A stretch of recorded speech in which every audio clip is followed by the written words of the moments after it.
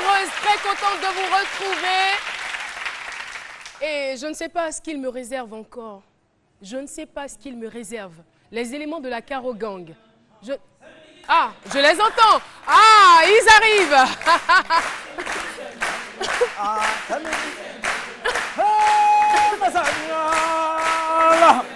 Wow. On aura tout vu avec cette Caro Gang, hein. Docteur Philo.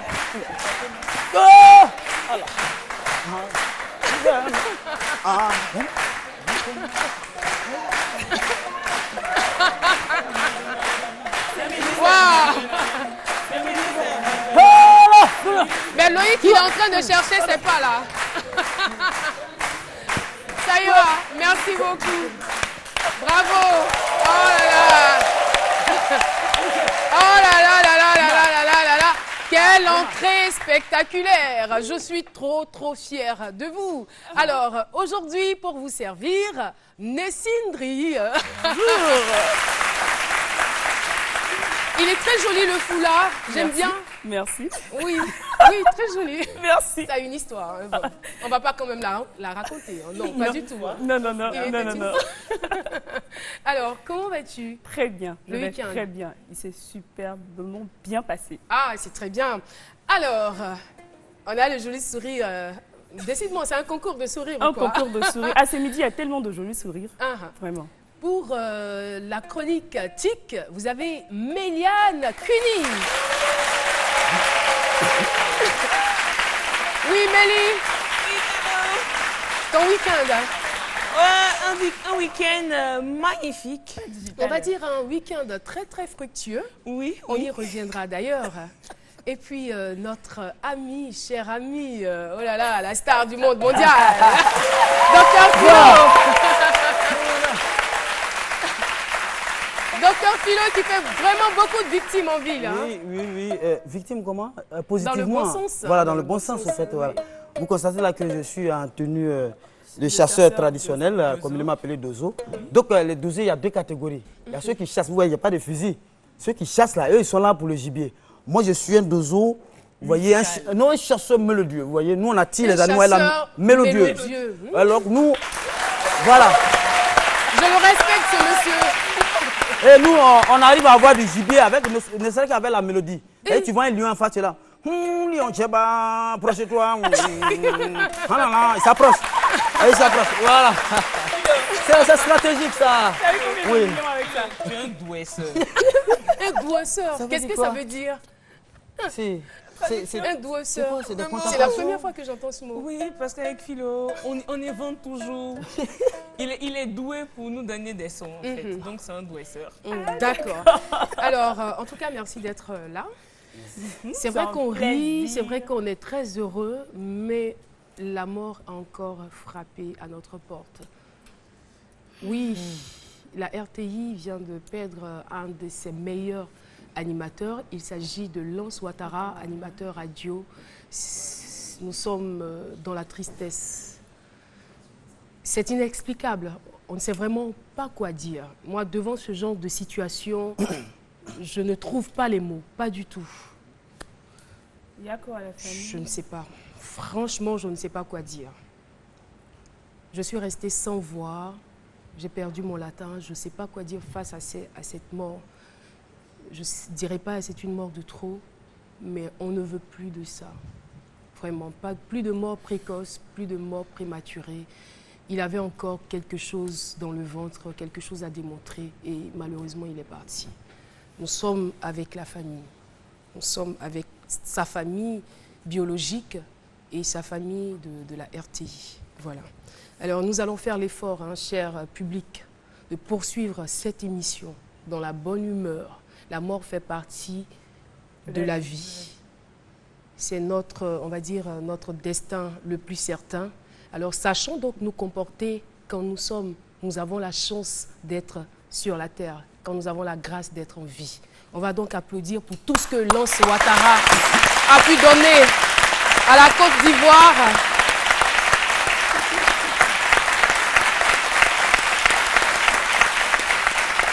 Alors, Nous allons poursuivre cette émission et nous avons un invité qui vit aux États-Unis depuis, on va dire maintenant, 5 ans.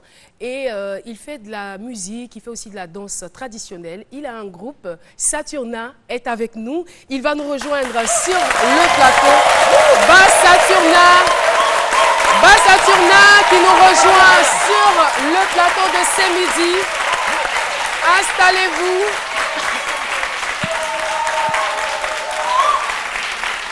Alors, qu'est-ce que ça vous fait, cette chaleur que dégage ce midi? Ça me fait vraiment plaisir de participer à votre émission aujourd'hui. Vraiment, je suis vraiment content d'être là dans la salle aujourd'hui, parler moi-même. Je suis vraiment très content.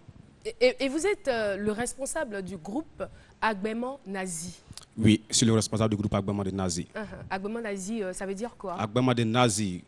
Nazi, c'est le nom du village. D'accord. Le village s'appelle Nenandizia. Nenandizia. Ça, c'est à l'ouest de la Côte d'Ivoire. Voilà, c'est à l'ouest de la Côte d'Ivoire. En sous-préfecture de Kubli. Guéré. Voilà, c'est Guéré. Je me souviens bien, la dernière fois, quand on échangeait avec l'invité, il parle et il nous dit you know, on regarde. Et puis après, tu entends Ene. C'est-à-dire que c'est l'anglophone Guéré, quoi, qui s'exprime. Mais c'était charmant, voilà, pour dire qu'il n'est pas déraciné. Alors, tout à l'heure, vous allez nous proposer une danse, c'est le Zaouli. Oui, nous avons le Zaouli avec la danse Agbaiman aussi qui va se présenter aussi. C'est ce que nous allons vous présenter aujourd'hui. Mais le Zaouli, ce n'est plus une danse sacrée. Hein. Le Zaouli, ce n'est pas un mas sacré. Le Zaouli, c'est un mas qui peut sortir ordinaire, qui peut sortir à n'importe quel moment. D'accord. Ouais. D'accord. Alors, c'est à vous de jouer. Et c'est aussi, on me dit dans l'oreillette que c'est une danse de réjouissance. Yeah. Voilà. C'est une danse de réjouissance, c'est ça. Alors, c'est parti. Agbaiman de Nazi.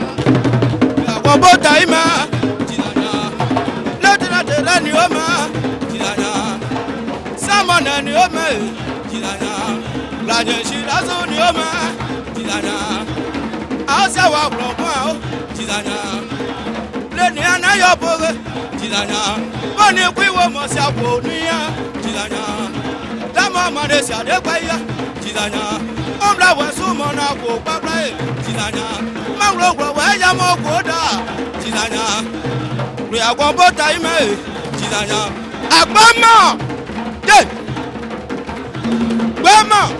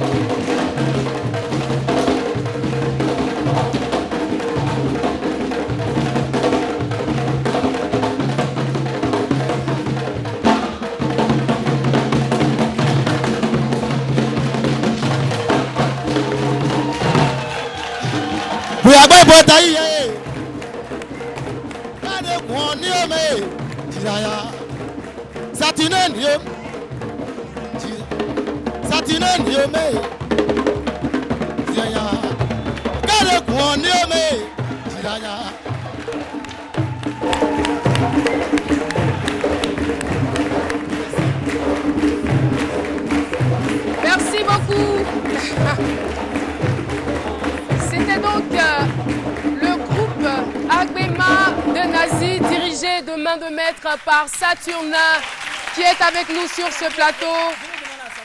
Malheureusement, Saturnin, il a perdu son micro. Voilà. Alors, Saturnin, on a été très heureux de vous avoir sur ce plateau. Et puis, on vous invitera. Vous êtes là encore pour combien de temps? Fin février, d'accord. On aura l'occasion de vous avoir sur ce plateau. On va raccompagner notre invité. Alors...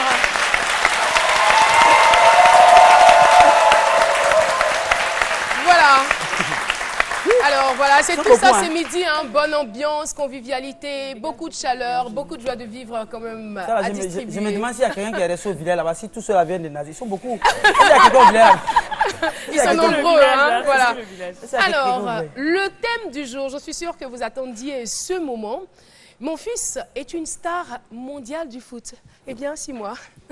C'est mon fils. C'est une star mondiale du foot. Je vous laisse en compagnie de Dr Philo. Je ne sais pas s'il a lui aussi un fils qui est une star mondiale du foot, mais on le saura.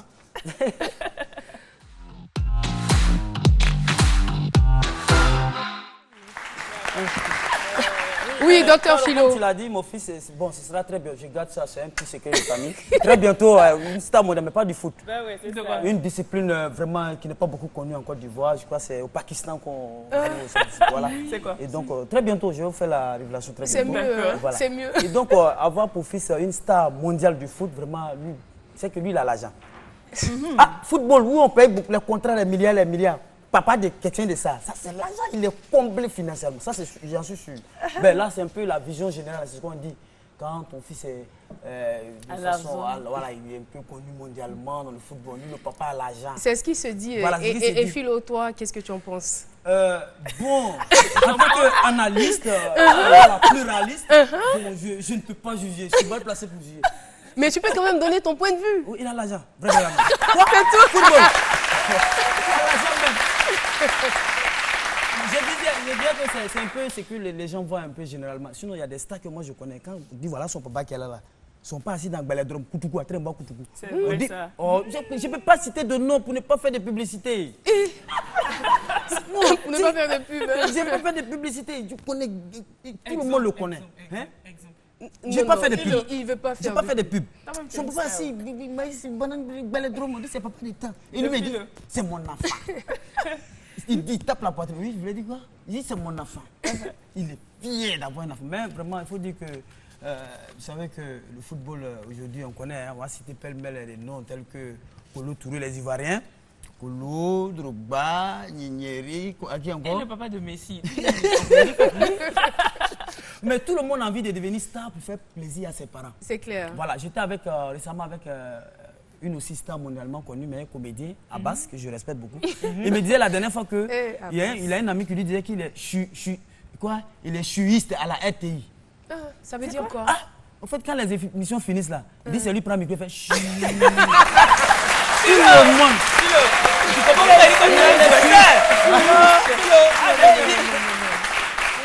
et puis il dit, mais il va plus loin pour dire que c'est sur les deux chaînes de la RTI. Donc, on dit, mais comment tu fais les deux chaînes? Il dit, ça, donc, il est chuiste. Il est star. Il est star, donc lui, il est star. Même des gens, ils sont figurants, pas dans un clip, pré-clip. C'est pas une star déjà. Et donc, je dirais que c'est bon avoir pour enfant une star mondialement reconnue, mais ça dépend des disciplines. Voilà, quand c'est risqué, imagine quelqu'un qui fait la boxe et son père est content. Il est heureux dans la douleur. Ton enfant vient un trophée, il te montre, mais visage là, il te montre. Voilà, sinon c'est bon. Merci beaucoup. Voilà. Merci beaucoup, Dr Philo. Alors, comment vous comporteriez-vous si votre enfant était une star mondiale? Ben, c'est à vous que je m'adresse, chers téléspectateurs. Vous ne répondez pas? Voici quelques réactions. Si mon enfant était une star mondiale, j'aurais simplement la tête sur les épaules. Bon, peut-être c'est d'autres personnes qui auront peut-être le privilège de faire ma promotion, mais je serai la même personne. Si mon enfant était une star mondialement reconnue, comment j'allais me comporter? Mais toujours la même personne, j'allais être zen dans la tête, parce que ce n'est pas moi qui suis la star, c'est mon fils qui est la star. Donc je reste dans mon coin comme d'habitude. De mon côté, l'enfant est pour tout le monde. C'est pas pour une seule personne. Donc, la manière dont je me comportais auparavant, de cette manière, j'allais continuer. Je préfère rester sage pour que mon enfant soit encore plus stable. Parce que être sage pour la mère, c'est une manière d'encourager son enfant. Comme ça, je pourrais lui donner les conseils qu'il faut, rester toujours à le soutenir. Mais si moi aussi je deviens star comme mon enfant, vraiment peut-être qu'après les gens ne l'aimeront plus. Voilà, nous sommes de retour sur le plateau de C'est Midi. Ben, je vous ai posé une question, mais je suis sûre que vous vous posez chez vous à la maison 1001 questions. Alors, quel est ce monsieur que nous allons recevoir aujourd'hui? Quel est le père de la star? De quelle star il s'agit? Je vais donner juste le prénom. Il s'appelle Albert. Ah, je donne maintenant le nom. Ndri. Monsieur... Pourquoi pas? Philo, c'est ton nom de famille? Kuni. Kuni? Oui. Ah, d'accord. Non, Da Silva, c'est mieux. Ou encore Traoré. Albert Traoré. Non, il ne s'appelle pas Albert. Alors, mesdames et messieurs, nous avons le privilège de vous annoncer la présence de monsieur Albert Drogba.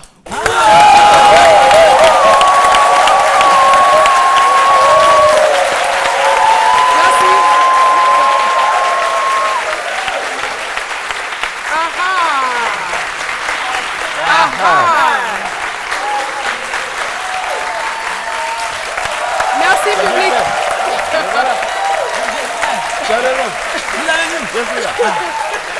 Monsieur Albert Drogba, bonjour. Bonjour. Et bienvenue sur le plateau de C'est Midi. Merci. Et d'entrée de jeu, je souhaiterais vous dire merci. Merci de nous avoir donné Drogba Didier. Ben moi, je dis merci à Dieu. Oui. Parce que c'est Dieu qui nous a permis et qui nous l'a confié. C'est ça. Comme juste une boîte aux lettres. Oui. Voilà. Juste Merci, j'aime bien. Quelle humilité. Je pense que votre fils n'a pas volé. Hein. Alors, comment est-ce qu'on se sent quand on est le père de Drogba Didier? Ah, très bien. Je me sens très bien. Et... Il ne pouvait en être autrement. Hein. Voilà, je me sens bien. Voilà, mais le fait de savoir que vous êtes connu par rapport à votre fils. Non, mais moi, ça me dit pas grand-chose parce que je dis que je reste égal à moi-même. Ça ne me change pas. Je reste toujours égal à moi-même. Voilà, je reste Drogba, que je suis. Vous restez lequel de Drogba? Ben, le père. Le père. Le père, celui qui a mis un enfant au monde. Bon, comme tous les parents. C'est ça. Voilà, alors, vous êtes donc le père. Est-ce que vous arrivez, on va dire, à jouer votre rôle de père? Ben, le rôle du père, je le joue très bien. Sauf qu'à un moment donné, maintenant là, c'est lui qui est le père. C'est lui qui est devenu le père. Voilà. Donc, sinon, le père, il restera toujours le père. Voilà. Donc, vous êtes en train de nous dire que vous n'avez plus d'autorité sur Drogba, hein, sur Didier. Ah non, c'est parce que je vais dire qu'il est toujours mon fils. Mais c'est lui maintenant, pas de par mon âge, c'est lui qui est maintenant mon... Moi qui me soutient. Ça, c'est ce qui est normal. Hein, je veux dire, c'est ce qui est normal. Voilà. Alors, il y a beaucoup de questions quand même qui me trottent l'esprit, que j'ai envie de vous poser. Parce que quand on voit aujourd'hui Didier Drogba sur le terrain, c'est l'un des joueurs les plus fair-play du monde. Il est très respectueux et on se demande, est-ce que c'est juste pour l'image ou c'est une réalité? Non, Didier il n'a jamais changé. Depuis son enfance, il est toujours resté calme. Et un enfant qui écoute. Et il est toujours resté. Il n'a pas changé. Il n'a pas changé. Donc ce n'est pas pour présenter, faire... Non. On va dire que c'est un enfant modèle. Ce n'est pas parce que vous êtes sur le plateau de C'est Midi qu'il y a des millions de téléspectateurs qui vous regardent aujourd'hui que vous dites ça. Vous allez demander à tous ceux qui l'ont connu tout petit, c'est un garçon qui est resté toujours lui-même, humble. Et il n'a pas changé. Mais quand même, il ne changera pas. Par moment, il vous a posé quelques problèmes. Mais comme tous les enfants, normal, hein. Comme tous les enfants. On ne peut pas être parfait, mais il y a des moments où on peut toujours sortir du chemin tracé, mais il est toujours resté l'enfant que j'ai toujours aimé. Il y a des choses qui présageaient au départ qu'il serait aujourd'hui une star mondiale du foot lorsqu'il était enfant. Non, parce que comme tous les enfants, moi quand j'ai souhaité qu'il aille à l'école comme tout Africain, est-ce qu'en son temps, qui pouvait parier sur le foot? dire que mon enfant va à l'école pour... Ah non, c'est pas possible. Mais aujourd'hui, Didier a fait des émules, il y a plein d'enfants qui veulent... C'est clair. Qui veulent jouer au football. Au départ, vous voyez qui? Le médecin, l'ingénieur? Ah oui, l'avocat. Voilà, un homme comme ça, un médecin surtout. Parce qu'en Afrique, un médecin pour la santé, c'est très important. Et on en a besoin. Mais à vrai dire, le football, il a quand même hérité de vous. Hein? Oui, bon, moi j'ai juste joué à un niveau très, ouais, on va dire. Comme on le dit, malheur à celui qui ne fera pas mieux que son père. Et il a véritablement... Et lui, il a mérité, et bon, mais il a fait. Moi, je suis un peu surpris par sa réaction tout à l'heure quand il venait s'asseoir. Il a dit, ah, voilà. Les applaudissements continuaient toujours. Ouais. Est-ce que vous avez eu l'envie de dire au public, ah, vous applaudissez pour moi, ou c'est pour Drogba, vous applaudissez? Ah ben, ça... La réaction m'a parlé. Oui. Donc j'ai dit, voilà, par rapport à ce que vous avez dit. Et que j'ai dit que vous avez dit que ah, si vous avez pour un fils une star, voilà. Le public adore l'argent. Voilà.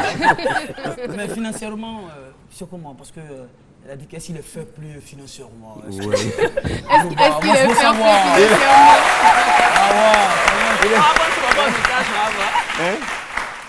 Il est fair play. Ah bon? Ah oui. Je ne sais pas ce que vous voulez dire par fair play, mais... Est-ce qu'il donne de façon régulière à la dimension de ce qu'il a? Ben, il donne comme il peut. Et donc, on ne peut pas donner, il faut donner, mais il faut donner quand c'est nécessaire. Mais justement, le papa de Drogba, je suis sûr, vous vivez ici. Moi, je vis là. Et lui, il n'est pas avec vous ici. Mais dès qu'au quartier, on sait que vous êtes le papa de Drogba, j'imagine... Ma porte est toujours ouverte. Et les gens arrivent toujours. Et quand ils arrivent, ils veulent entrer en contact avec Drogba ou non? Beaucoup veulent entrer en contact avec Drogba. Et qu'est-ce que vous faites? Ben, moi, je les écoute. Et si c'est une demande, je fais sûr. Seulement, vous les écoutez seulement? Ben, ça dépend peut-être de la pertinence de la demande. Mais ça dépend de ce qu'on me demande et de ce que moi j'ai. C'est ça, parce qu'il faut être réaliste. Il ne faut pas se faire... Je ne suis pas le roi. Je suis le père du footballeur. Donc il faut rester... Moi, je suis père du footballeur. Donc je suis le père. Ce n'est pas moi qui suis le roi. Le roi, voilà le roi là-bas. La star, c'est lui. Hein. Ouais. Comment se sent le papa du footballeur quand le footballeur est en train de jouer? Ah. Quand il est sur le terrain, il est en train de mouiller le maillot. Mais pour avoir pratiqué, quand il joue, moi, je cherche les meilleures actions. Et quand il marque, je suis vraiment content, je suis aux anges, je suis crie. Et quand il ne marque pas, que l'équipe perd? Je suis triste, surtout quand il ne marque pas. Mais quand il marque, que l'équipe perd, néanmoins, même quand l'équipe perd, qu'il a marqué, j'ai dit, ah, mon fils, c'est bien, tu as quand même tiré ton épingle du jeu. C'est bien. Et comment vous êtes senti quand il a décidé de partir de l'équipe nationale? Mais moi, je suis un père heureux. Parce que Didier, il a quand même rendu service à son pays. C'est un monsieur qui aime vraiment son pays. Voilà. Il avait la possibilité de jouer pour la France et il est venu ici. Cela dénote quand même de la considération que vous avez pour votre fils. C'est un monsieur, un père qui dit c'est un monsieur. Oui, parce que il mérite d'être appelé monsieur. Monsieur. Parce que ça ne s'applaudit pas, ça. Un père qui appelle son fils monsieur. Il prend des décisions et qui sont très bien. Et qui sont bien pour son pays. Et c'est pour cela que je l'appelle un monsieur. Donc pour vous, il est sage. Quand il prend une décision, vous êtes d'accord avec? Voilà. Même quand il m'appelle après, je dis, mais ok, c'est bien. Je ne peux que... Et aujourd'hui, l'état du village? Ah, le village, il y a quelques petits problèmes. On avait un système qui se dit bien l'eau dans le village. Il y a une foudre qui a frappé. Et aujourd'hui, on est vraiment... il n'y a pas l'eau au village. Hier, on a tenu une réunion par rapport à ça. J'ai convoqué tous les parents de tous ceux qui sont ressortissants de Niaprayo. Et puis, on s'est retrouvés à Yopougon. Et on en a parlé. Bon, on espère que des bonnes volontés viendront nous aider pour rétablir le château d'eau là. Voilà. Des bonnes volontés, y compris votre fils. Bien sûr. Mais là, c'est urgent, donc on a demandé l'apport des gens du Et puis, village. je veux dire, quand même, pour le bon fonctionnement du village, il faudrait que chacun puisse y mettre du sien. Il ne faudrait pas que ce soit une seule personne qui dise pour oui, mieux c'est gérer, moi. c'est ça. Parce que ça. quand on n'a pas mis la main dans la poche, clair. on dit, oh, l'autre va venir faire. Et on n'en voit même pas l'intérêt. Voilà. Je veux dire, on n'en voit pas On dit l'intérêt. non, c'est tombé du ciel, donc on laisse pourrir. Donc, en tout cas, M. Albert Drogba, ça a été un honneur de vous avoir sur ce plateau. Et puis, transmettez nos salutations les plus sincères à votre fils. Il nous manque énormément. Pour revenir, il a 36 ans. Je suis membre d'une ONG, l'AORD, l'association des optimistes du retour de Drogba à l'équipe nationale. Le nom de mon ONG, dès qu'il est revenu. Non, c'est qu'il va revenir. Il va revenir. Merci beaucoup, Monsieur Albert Drogba. Merci à vous d'être venu sur le plateau de C'est Midi. Merci à vous. Merci. L'émission se poursuit. C'est l'heure de la pub sur RTIA. C'est Midi revient juste après.